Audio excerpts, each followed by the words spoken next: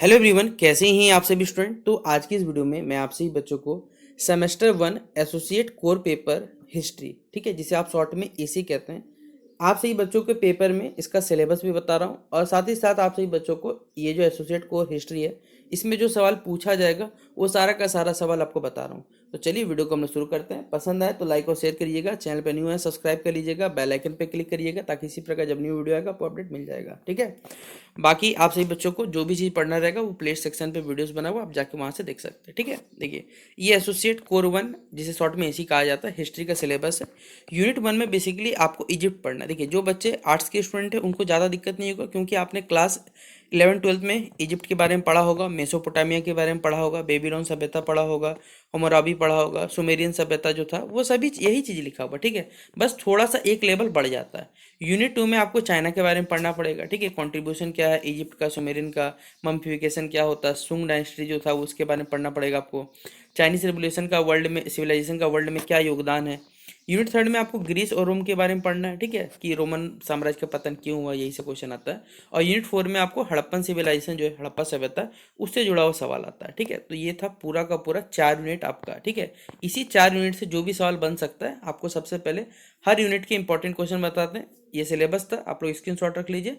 आपको सिलेबस अगर देखना रहेगा तो देख सकते हैं, ठीक है। बाकी मैं आपको बता दूं, सेमेस्टर जब आप 2 में आपका जब माइनर पेपर चेंज होगा ना, तो भी जो बच्चे अगर हिस्ट्री लीजिएगा तो उनको भी ये काम देगा क्योंकि दोनों का सिलेबस सेम है, ठीक है। इसलिए अभी आप सही बच्चे एडवांस में ये सब बात थोड़ा जान के रख लीजिए, आपको भविष्य के लिए आपको फायदेमंद रहेगा। यहाँ पर आपका कहा जाए सबसे मोस्ट इंपॉर्टेंट क्वेश्चन पहला यूनिट से इजिप्ट, मेसोपोटामिया और जो सुमेरियन सभ्यता उससे, तो ठीक है।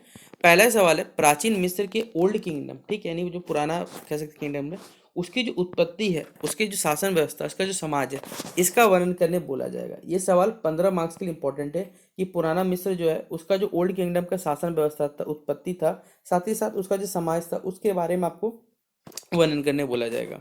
फिर अगला सवाल है मिडिल किंगडम, ठीक है, जो मध्य किंगडम था हमारे पास है, उसके आर्थिक और जो धार्मिक जीवन थे उनकी विशेषताओं का विश्लेषण करने बोला गया क्वेश्चन नंबर 2 में। तीसरा क्वेश्चन है न्यू किंगडम के उदय, ये सब बहुत ज़्यादा इंपॉर्टेंट है कि न्यू किंगडम के उदय और उसके कला एवं धर्म पर उसके प्रभाव की चर्चा करनी या व्याख्या करनी बोली गई है आपको, ठीक है। और ये सवाल 5 मार्क्स के नजरिए से इंपॉर्टेंट पे रखिएगा, ठीक है, 5 मार्क्स में सवाल आ सकता है। अगला सवाल है मिस्र की सभ्यता में धर्म और कला के जो पारस्परिक संबंध है उन दोनों के बीच में चर्चा करना है, ठीक है, कि मिस्र की सभ्यता में धर्म और जो कला है दोनों के बीच जो संबंध है, एक कोरिलेशन है, उसके बारे में चर्चा करने बोला गया क्वेश्चन नंबर 4 में, ठीक है। फिर मेसोपोटामिया जो टॉपिक है उसमें से आ सकता है कि सुमेरियन सभ्यता के नगर के विकास और जो शहरी जीवन है उनकी विशेषताओं का वर्णन करें। तो सुमेरियन सभ्यता में नगर का विकास कैसे हुआ, वहाँ का शहरी जीवन क्या था, उसके बारे में बताना पड़ेगा। फिर है सुमेरियन लिपि, ठीक है, और जो लेखन प्रणाली है इन दोनों के महत्व पर प्रकाश डालने बोला गया है। फिर ये भी इंपॉर्टेंट है कि बेबीलोन जो सभ्यता है उसके सामाजिक एवं आर्थिक जीवन की जो विशेषताएं उनका वर्णन करें। ये सवाल 15 मार्क्स के लिए इंपॉर्टेंट है। फिर है अगला सवाल है हम्मुराबी के जो कानून है बेसिकली, ठीक है, कोड ऑफ हम्मुराबी, इनकी जो प्रमुख विशेषता और महत्व बताए। देखिए, ये सवाल 2 पार्ट में आ सकता है, एक सी विशेषता बताएं तो 5 नंबर, अब पूरा क्वेश्चन अगर आ गया तो 15 मार्क्स से पूछा जाएगा, ठीक है। तो डिपेंड अपॉन कि कितना नंबर में आपको क्वेश्चन काटा जा रहा है। फिर सुमेरियन सभ्यता से, ठीक है, या कसाइट से, कसाइट वंश के उदय और उनके जो समाज एवं अर्थव्यवस्था का वर्णन करें, ठीक है। फिर है ये सवाल, ये तो इंपॉर्टेंट बहुत ज़्यादा, कि असेरियन साम्राज्य की जो सैन्य व्यवस्था है और जो शासन प्रणाली इसका विश्लेषण करने बोला जाएगा। फिर है मेसोपोटामिया में जो खगोल विज्ञान, सिंचाई और जो संख्या प्रणाली के विकास पर, ठीक है, इस पर टिप्पणी आपको करने बोला है, यानी कमेंट करना है आपको इस पे। यूनिट 2 में चाइना के बारे में पढ़ना है, तो सांग वंश की जो राज सत्ता है, सामाजिक संरचना और उनकी जो धार्मिक प्रथाएं हैं उनका वर्णन करना है। फिर चाओ वंश की जो एक वंश का तो देखिए आएगा, चाहे वो सांग हो चाहे चाओ हो, तो चाओ वंश की शासन व्यवस्था और उनकी जो अर्थव्यवस्था है उनकी विशेषता का व्याख्या करने बोला है। फिर चीनी सभ्यता के विश्व को दिए गए योगदान, बहुत ज़्यादा इंपॉर्टेंट क्वेश्चन है, 5 नंबर 15 नंबर दोनों टॉपिक में से किसी एक टॉपिक में जरूर आएगा। कागज, छपाई, बारूद, कंपास, ठीक है, इन सब चीज़ों पर विस्तार से आपको चर्चा करने बोला गया है। फिर है इजिप्ट और सुमेर का क्या कंट्रीब्यूशन है, तो मिस्र और सुमेरियन सभ्यता का चिकित्सा, कृषि और स्थापत्य में जो योगदान है उनका मूल्यांकन करने बोला गया है। फिर यूनिट 3 ग्रीस और रोम से, तो होमेरिक युग में नगर राज्य के उदय और समाज की जो विशेषता है उनका वर्णन करने पूछा जा सकता है। फिर स्पार्ट की जो संविधान व्यवस्था है एवं जो सामाजिक संरचना है उसकी व्याख्या करने पूछा सकता है। फिर रोमन साम्राज्य के पतन का कारण, ये भी इंपॉर्टेंट है, याद रखिएगा, बहुत ज़्यादा इंपॉर्टेंट है। रोमन साम्राज्य हो सकता है, हड़प्पा सभ्यता से पूछा सकता है पतन का हुआ कारण। यूनिट 4 में हड़प्पन सिविलाइजेशन है तो नगर योजना जो था वहाँ का वो तो पूछा ही जाएगा, और उनकी जो प्रमुख विशेषता है उनका वर्णन करने बोला गया है। फिर क्वेश्चन नंबर 20 है, हड़प्पा सभ्यता के जो पतन थे उसके विभिन्न कारणों की आपको समीक्षा करना है, बेसिकली बताना है। तो ये था 20 क्वेश्चन जो पेपर में आपसे बच्चों को सबसे ज़्यादा इंपॉर्टेंट, चाहे वो 5 मार्क्स का हो चाहे 15 मार्क्स का होता है। और अगर आप सब क्वेश्चन को पढ़ लीजिएगा ना तो जो 1 मार्क्स का सवाल ही पूछा जाएगा ना वो भी आपका कवर हो जाएगा। इसलिए आप सही बच्चे इसके लिए निश्चित रहिएगा। अब ये तो था इंपॉर्टेंट क्वेश्चन। अब एक्स्ट्रा कुछ क्वेश्चन जो मैं आपको करवा रहा हूँ जिसको आपको पढ़ के भी जाना अच्छे से, उनको चलिए शुरू करते हैं। पहला सवाल है, हड़प्पा सभ्यता की जो नगर योजना, ये जो टाउन प्लानिंग है उसका विस्तृत विवरण करने पूछा जा सकता है। ठीक है, तो हड़प्पा सभ्यता, जिसे हम सिंधु घाटी सभ्यता भी कहते हैं, आपको मालूम होगा, यह हमारे प्राचीन विश्व की सबसे विकसित में सबसे डेवलप और सुव्यवस्थित जो नगर व्यवस्था सभ्यता है उनमें से एक था। इसका लगभग विकास माना जाता है लगभग 2600 ईसा पूर्व से लेकर 1900 ईसा पूर्व के बीच में हुआ था। इस सभ्यता के देखिए कुछ फेमस नगर थे जिनमें हड़प्पा था, मोहनजोदड़ो था, कालीबंगा था, लोथल था, धोलावीरा, ये सभी जगह शामिल थे। इन नगरों की सबसे बड़ी विशेषता यह थी कि इनका जो उन्नत सबसे ज़्यादा डेवलपमेंट और जो सुनिश्चित नगर योजना जो आज भी हम लोग नहीं कर पाते वो लोग पहले से बनाया हुआ था, जो उस समय की अन्य सभ्यताओं की तुलना में बहुत ज़्यादा मॉडर्नाइज था और वैज्ञानिक दृष्टिकोण को दर्शाता था कि कितना ज़्यादा वो लोग वैज्ञानिक दृष्टिकोण से काम करते थे। हड़प्पा सभ्यता के जो नगरों का निर्माण जो है एक निश्चित योजना के अनुसार किया गया था, मतलब फिक्स्ड प्लानिंग के थ्रू किया गया था। नगरों को बेसिकली दो भाग में बांटा गया था। पहला था ऊपरी नगर जिसे दुर्ग क्षेत्र या सिटाडेल, और निचला नगर लोअर टाउन कहा जाता था। दुर्ग क्षेत्र ऊंचे चबूतरे पर बनाया जाता था जहाँ पर प्रशासनिक और जो सार्वजनिक भवन होते थे वो स्थित होते थे, जबकि निचला भाग में आम जनता निवास करता था। यह विभाजन सामाजिक और जो प्रशासनिक व्यवस्था है उसको स्पष्ट रूप से दर्शाने का कार्य करता था। ठीक है, फिर अगला पॉइंट है, नगरों की सबसे प्रमुख विशेषता उनकी सड़क व्यवस्था थी। सड़कों को एक दूसरे को समकोण यानी राइट एंगल पर काटते हुए बनाया गया था, जिससे पूरा नगर जो है एक ग्रिड पैटर्न में व्यवस्थित दिखता था। मुख्य सड़कें चौड़ी होती थी, सीधी होती थी, जबकि गलियां जो होते थोड़ा संकीर्ण मतलब पतला होता था। इस प्रकार की योजना से जो यातायात यानी ट्रांसपोर्ट और जो आवागमन में सुविधा होती थी और नगरों का संचालन व्यवस्थित रूप से चल पाता था। हड़प्पा सभ्यता की जो जल निकास प्रणाली मतलब ड्रेनेज सिस्टम वो बहुत ही ज़्यादा एडवांस लेवल की थी। प्रत्येक घर से निकलने वाला गंदा पानी पक्की नलियों के माध्यम से नली में जाता था।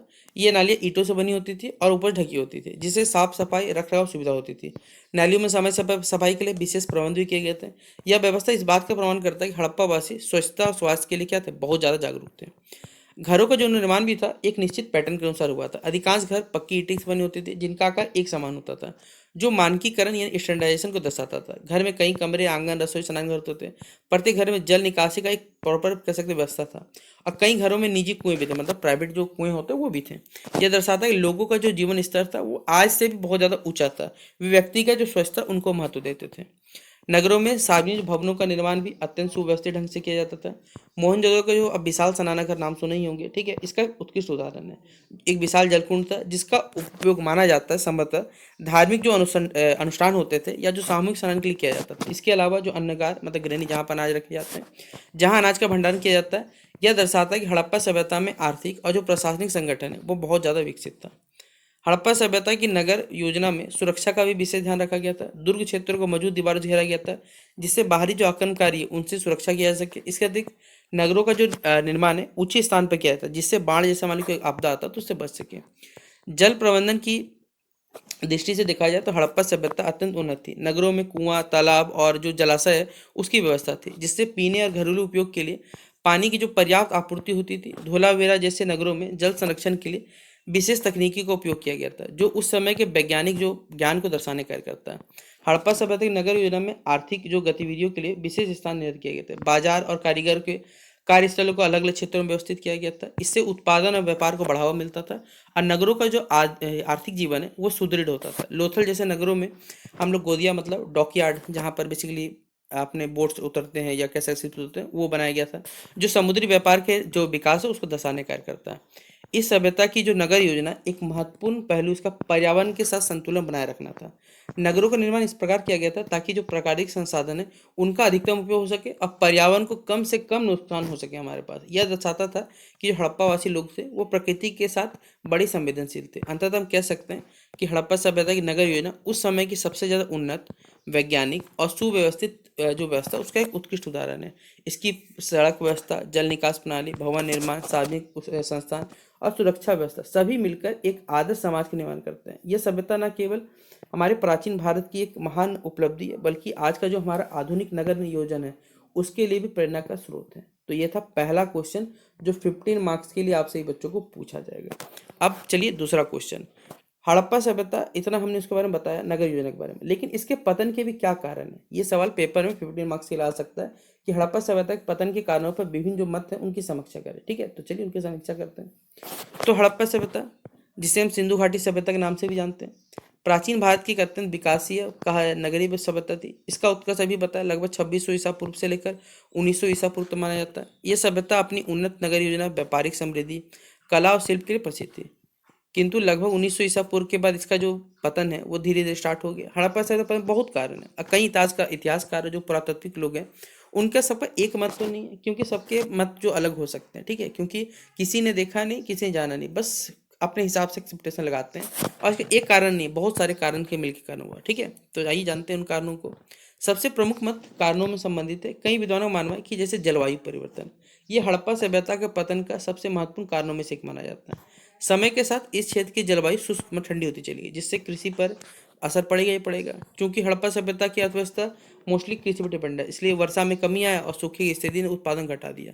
इसके परिणामस्वरूप क्या हुआ, जो खाद्य संकट है, मतलब खाने का संकट उत्पन्न, और लोग धीरे धीरे नगरों को छोड़कर अन्य क्षेत्रों की ओर पलायन, मतलब बेसिकली माइग्रेट करते रहे। तो जलवायु परिवर्तन माना जाता है कि सबसे महत्वपूर्ण कारण था। समय के साथ इस क्षेत्र का जो जलवायु तो शुष्क होते चला गया, एक कारण माना जाता है। ठीक है, दूसरा कारण ये है कि नदी प्रणाली में परिवर्तन से ये संबंधित माना जाता है। जैसे सिंधु नदी यहाँ की प्रमुख नदी में से एक है और उसकी सहायक नदियों के मार्ग में समय समय परिवर्तन होते रहे। विशेष रूप से जो घग्गर हकरा नदी है, जिसे कुछ विद्वान सरस्वती नदी जोड़ते हैं, कि सूखे जाने या मार्ग बदलने से अनेक नगरों का जो स्रोत है वो जल स्रोत समाप्त हो गया। जल के अभाव से वहाँ का जीवन संभव नहीं पाया, जिससे लोगों ने उन नगरों को छोड़कर एक जगह दूसरे जाने का मूवमेंट कर दिया। ठीक है, इसी प्रकार कुछ क्षेत्रों में नदियों में अत्यधिक बाढ़ आने से नगरों को भारी क्षति हुई, जैसा कि मोहनजोदड़ो के बार बार जो बाढ़ के आने के प्रमाण वो मिलते हैं हमारे पास। तीसरा मत माना जाता है कि जो पर्यावरण असंतुलन और संसाधनों के अति दोहन से जुड़ा है।